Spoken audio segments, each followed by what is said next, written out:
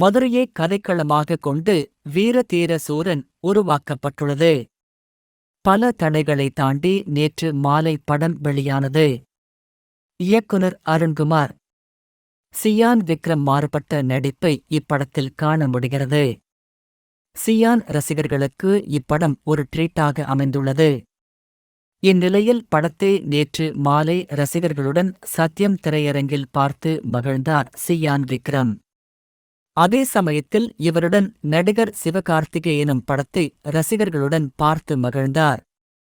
திரைப்படம் பார்த்துவிட்டு வெளிவரும் போது ரசிகர்களின் அன்பு கடலால் சூழப்பட்டார் நடிகர் விக்ரம்.